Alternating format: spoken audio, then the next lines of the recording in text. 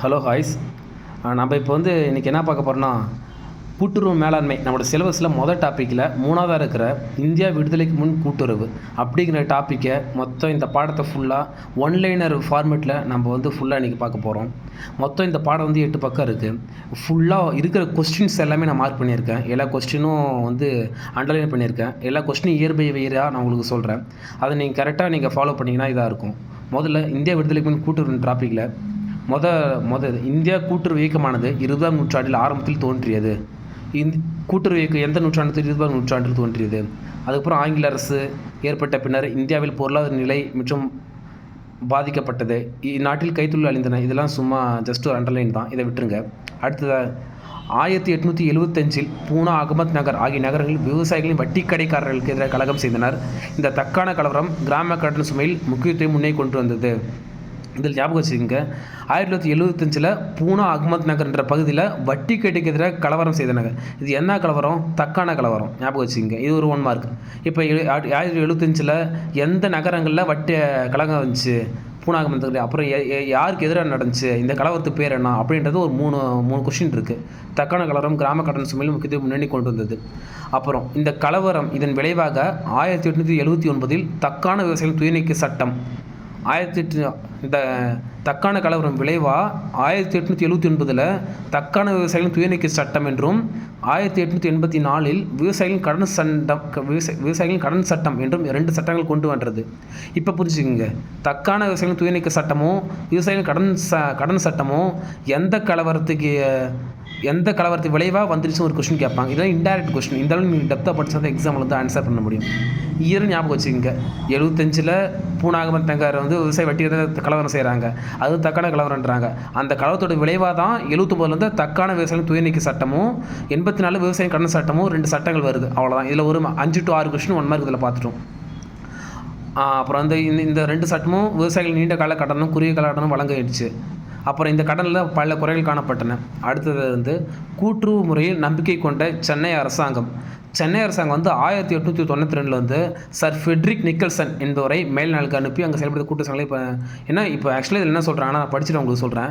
Chennai government 1892 sir ஃபிட்ரிக் Nicholson என்பவர் மேல்நாடுகள் அனுப்பி அங்கே போய் கூட்டுறவு சட்டம் தமிழ்நாட்டிலையும் விவசாய சட்டம் கிராம சட்டம் ஆகிட்டு ஆரம்பிக்கிற வழிவகை செய்திருக்காங்க பார்த்துட்டு சொல்லியிருக்காங்க. நீ அது எங்கே சொல்லியிருக்காங்க? ஐரோப்பா போக சொல்லியிருக்காங்க. சென்னை கவர்மெண்ட் என்ன சொல்லியிருக்கு? ஐரோப்பா நீ போய் இந்த மாதிரி விவசாய சங்கம்லாம் நீ அனலைஸ் பண்ணிட்டு வாங்க, தமிழ்நாட்டில் ஆரம்பிக்கிறதுக்கு ஏதுவா அப்படின்னு சொல்லியிருக்காங்க. இங்கே பாரு, அந்த ஐரோப்பா முழுவதும் சுற்றுப்பயணம் மேற்கொண்டார். 92 ஐரோப்பா சென்னை கவர்மெண்ட் அனுப்பிச்சிருக்கு. 3 வருஷம் அங்கே சுற்றி பார்த்துட்டு 1995 ரிட்டர்ன் வந்திருக்காரு. 1895 சென்னை அரசு ஒரு அறிக்கை சமர்ப்பிச்சிருக்காரு. அந்த அறிக்கையில் என்ன சொல்லியிருக்காரு? ஜெர்மனியில் உள்ள ரெய்பீன்சன் சங்கங்களும் சூல் சங்கம், இந்த 2 சங்கம் பார்த்துக்குங்க. இந்த அறிக்கையில் ஜெர்மனியில் இருக்க ரெய்பீன்சன் சங்கமும் சூல் சங்கமும் தமிழ்நாட்டுக்கு ஏதுவாக இருக்கும் அப்படின்னு சொல்கிறேன். இன்னொரு விஷயம் ஞாபகம் வச்சுங்க, இந்த ரெய்பீன்சன் சங்கம் சூல் சங்கம் நகர சங்கம். இதில் இன்டேரக்டாக நான் ஓல்டு புக்கை படித்து பார்த்து நான் மார்க் பண்ணியிருக்கேன். இந்த ரெய்பீன் சங்கம் சூல் சங்கம் நகர சங்கம். இது அப்புறம் இந்த சங்கம் இருக்கும். இந்த கருத்தை 1997 ஒரு அந்த அறிக்கையில் சொல்லியிருக்காங்க. அப்புறம் 1999 சென்னை அரசாங்கத்தில் இந்த 1999 சென்னை அரசாங்கம் அறிக்கையை பரிசீலித்து 1900 இந்திய அரசாங்கம் பாதுகாப்பு வைத்தது. அப்புறம் 1901 பஞ்ச நிவாரணி கருத்தை ஆதரித்தது. ஆக்சுவலாக இந்த பேரில் என்ன சொல்லியிருக்காங்கன்னா, சென்னை கவர்மெண்ட் 1992 ஃபெட்ரிக் நிக்கல்சன் ஐரோப்பா போய் தமிழ்நாட்டில் விவசாய சங்கம் ஆரம்பிக்கிறது வழிவகை ஏதோ இருக்குமான்னு பார்த்துட்டு சொல்லியிருக்காங்க. 92 ஐரோப்பா போனார். 95 ரிட்டன் அறிக்கை சமர்ப்பிச்சிருக்காரு. அது ரெய்பீன்சன் சங்கம் சூல் சங்கம் அப்படின்னு அது தமிழ்நாட்டுக்கு பொருத்தமாக இருக்குன்னு சொல்லியிருக்காரு. அப்புறம் 97 அந்த அறிக்கையும் சொல்லியிருக்காரு. 1999 சென்னை கவர்மெண்ட் அதை பரிசீலித்தது. சென்னை கவர்மெண்ட் 1900 இந்திய அரசோட பார்வைக்கு வச்சுது. அப்புறம் 1901 பஞ்ச நிவாரண ஆணையம் இந்த கருத்தை ஆதரிச்சது. அப்புறம் ஆக்சுவலி இதில் ஒரு மினிமம் 8 to 10 1 மார்க் பார்த்துருக்கோம். அப்புறம் வட இந்தியாவில் விவசாய சங்கங்களை எப்படிங்களை ஆரம்பிக்கலாம் டூபர்னே என்பவர் ஆராய்ந்து கொண்டிருந்தார். ஆக்சுவலாக நார்த் இந்தியாவில் விவசாய சங்கங்களை எங்கெங்கே ஆரம்பிக்கலாம் அப்படின்னு டூபர்னே ஆராய்ச்சி பண்ணியிருந்தார். இது ஒரு 1 மார்க்கு. மக்கள் வங்கி என்ற புத்தகத்தையும் வெளியிட்டார். மக்கள் வங்கி என்ற புத்தகத்தை வெளியிட்டவர் யாருன்னு கேட்பாங்க, அது டூபர்னே. டூபர்னே யார்?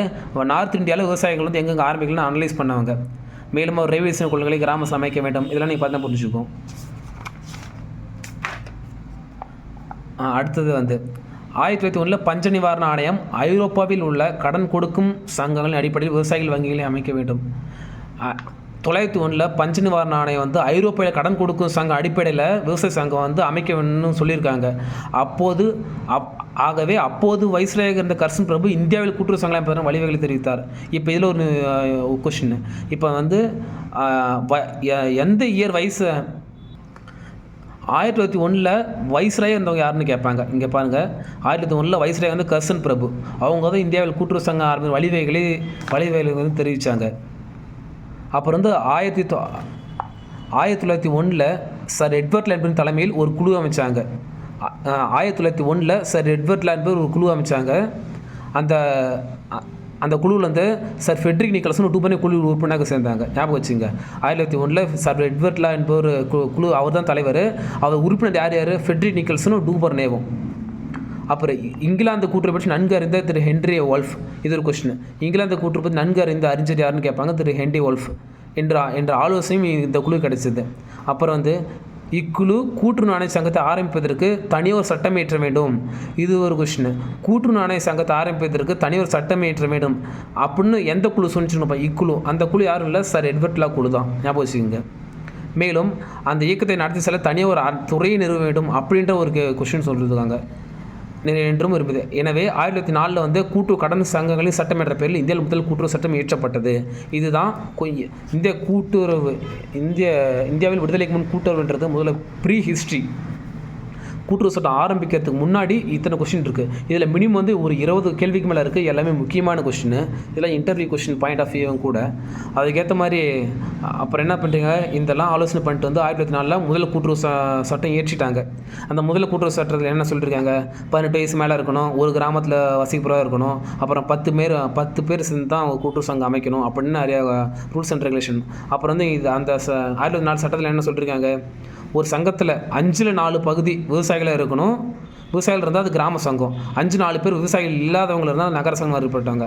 இப்படி ஞாபகம் வச்சு 80%, ஒரு சங்கத்தில் 80% விவசாயிகள் இருந்தால் அது கிராம சங்கமும், 80% இந்த பிஸ்னஸ் பீப்புள் இருந்தால் அவங்கள வந்து நகர சங்கமும் வாகுப்படுத்த மாட்டாங்க. அப்புறம் வந்து கிராம சங்கம் வரையறுக்கப்பட்ட பொறுப்பில் தான் இருக்க வேண்டும். Limited liability. கிராம சங்கம்னா லிமிட்டட் லையபிலிட்டியில் தான் இருக்கணும், வரையறுக்கப்பட்ட பொறுப்பில் இருக்கணும். நகர சங்கம்னா வரையறுக்கப்பட்ட சங்கமாக இருக்கலாம், வரையறுக்கப்படாத சங்கமாக இருக்கலாம். அப்புறம் வந்து கிராம சங்கங்கள் பங்கு தொகை வந்து லாபம் முழுவதும் சேம நிதிக்கு தான் போக வேண்டும். இந்த 3 இம்பார்ட்டன்ட் பாயிண்ட். ஏன்னா 1904 சட்டத்தில் இதை கொடுத்துட்டாங்க. எந்த சட்டத்தில் பங்கு ஈவுத்தொகை கொடுக்காமல் லாபம் முழுவதும் சேம நிதிக்கு போக வேண்டும் கேட்பாங்க. 1904 சட்டம் நீங்கள் தெளிவாக படிச்சுக்கணும்.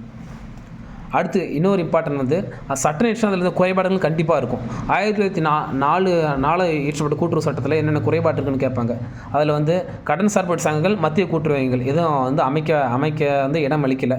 அப்புறம் லாப உறுப்பினர்களுக்கு பங்கு தொகை வந்து அனுமதிக்கப்படவில்லை. அப்புறம் வந்து கிராம சங்கம், நகர சங்கம் வசதியற்றவாகவும் பொதுமற்றமாக இருந்தது. இது முக்கியமான சட்டத்தில் என்ன குறைபாடுன்னு.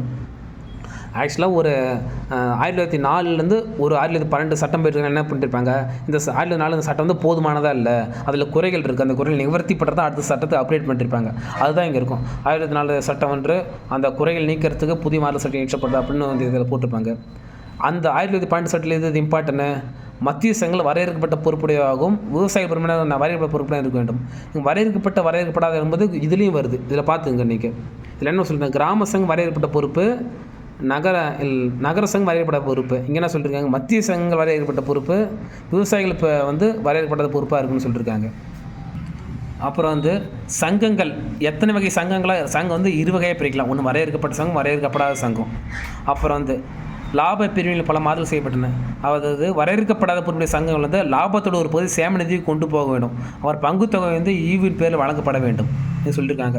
அது மிக முக்கியமான பாயிண்ட்டு. இந்த சட்டத்தில் கீழே பதிவு செய்யப்படுறது எந்த ஒரு சங்கமும் கூட்டுறவு என்ற வார்த்தையை வந்து உபயோகிக்கக்கூடாது. எந்த சட்டம்?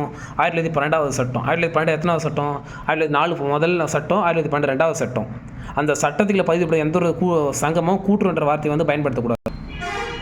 அப்புறம் வந்து 1912ஆம் ஆண்டு கூட்டுறவு சட்டம் இயற்றப்பட்ட பின்னரே இந்த 1912 கூட்டுறவு சட்டம் இயற்றப்பட்ட அப்புறம் தான் பல விதமான கூட்டுறவு அமைப்புகள் தோன்றின. இதையும் ஒரு கொஸ்டினாக கூட கேட்டிருப்பாங்க.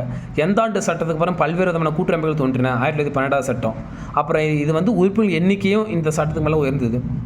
அதுக்கப்புறம் 1914ஆம் ஆண்டு 1914 எட்வர்ட் மேக்லான் என்பவர் தலைமையில் ஒரு குழு அமைச்சாங்க 1914.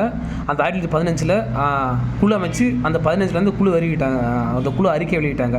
அந்த எட்வர்ட் மேக்லான் அந்த குழு அறிக்கையில் என்னென்ன சொல்லியிருக்காங்க, கடன்களுக்கு அத்தியாவசியத்தின் ஆதாரமாக இருக்க வேண்டும், நன்முறையில் உறுப்பினர்களை வச்சிருக்க வேண்டும், உற்பத்தி நோக்கில் கடன் வழங்கப்பட வேண்டும். ஆக்சுவலாக இதெல்லாம் பேசிக் அந்த இதுதான். இந்த கடனுக்கு உரிய காலத்தில் கட்டணும், சங்கத்தின் நிர்வாகிகளை கௌரவமாக வச்சுருக்கணும், அந்த மாதிரி பேசிக்கான அறிக்கை தான். இது பெருசாக எதுவும் இல்லை. அப்புறம் இன்னொரு இம்பார்ட்டன்ட், 1919 ஆண்டு வந்து மாண்டேகு செம்ஸ்போர்ட் அரசியலமைப்பு வந்து இயற்றியிருக்காங்க. அப்புறம் அதே மாதிரி தான் ஒரு சட்டத்தில் இன்னும் அப்கிரேட் பண்ண சொல்லியிருப்பாங்க. இது பாருங்கள், 1904 சட்டம் 10லேருந்து 1912 சட்டம் போனாங்க. இப்போ 1912 கூட்டுறவு சட்டம் போதுமானதாக இல்லை அப்படின்னு சொல்லி 1927 வந்து சென்னை அரசால் நியமன டவுன்ஷன் குழு. இப்போ 1927 சென்னை அரசால் நியமன டவுன்ஷன் குழு சென்னை மாநிலத்துக்கு தனியாக ஒரு கூட்டுறவு சட்டம் தேவையான பரிந்துரை செய்தது. அப்படிங்கும்போது சென்னை மாநில கூட்டுறவு சங்கம் தேவையான யார் பரிந்துரை செய்ததுன்னு கேட்பாங்க, டவுன்ஷன் குழு. அவங்களை யார் நியமித்தா, சென்னை அரசு. அது எந்த இயர் வந்துச்சு, 1927. அப்படிங்கும்போது இது ஃபுல்லாக படிச்சிங்க. சென்னை 1932 சென்னை கூட்டுறவு சட்டம் என்று இயற்றப்பட்டாங்க. முதலாக 1932 1904 இந்தியாவில் கூட்டுறவு சட்டம் ஆரம்பிச்சது. 1932 சென்னையில் கூட்டுறவு சட்டம் ஆரம்பிச்சது. அப்புறம் அதுக்கு என்ன, அந்த சட்டத்தோட சிறப்பு அம்சங்கள் என்னென்னு இது ஃபுல்லாக கொடுத்துருக்காங்க.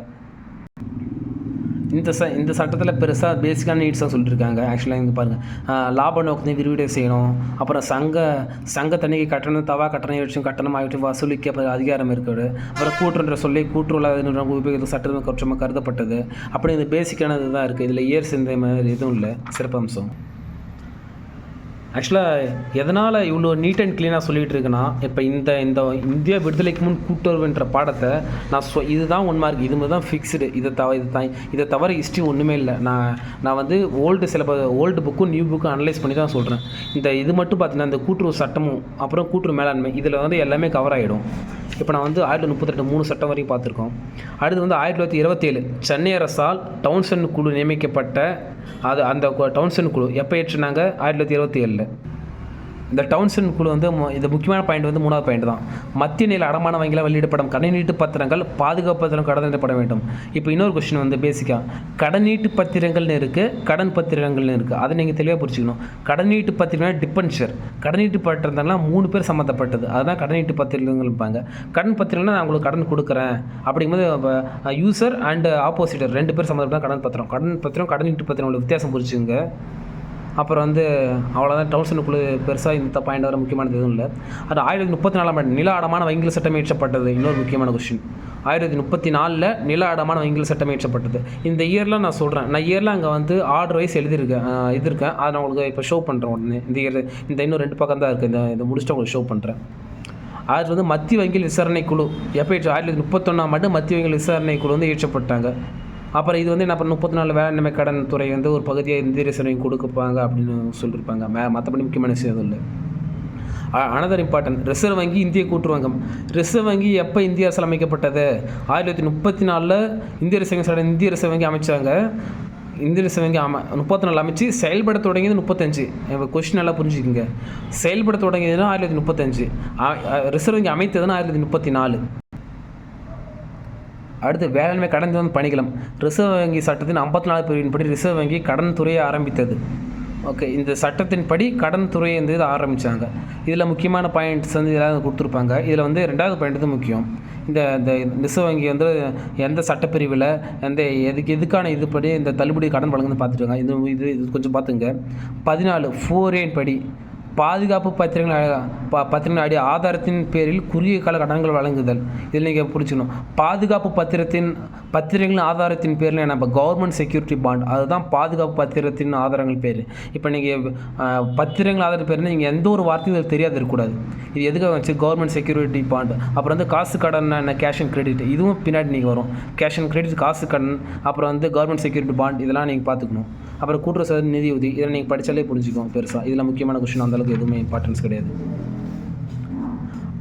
அடுத்து வந்து ரிசர்வ் வங்கியின் அந்த ரிசர்வ் வங்கியோட வந்து 3 பிரிவாக பிரிக்கிறாங்க.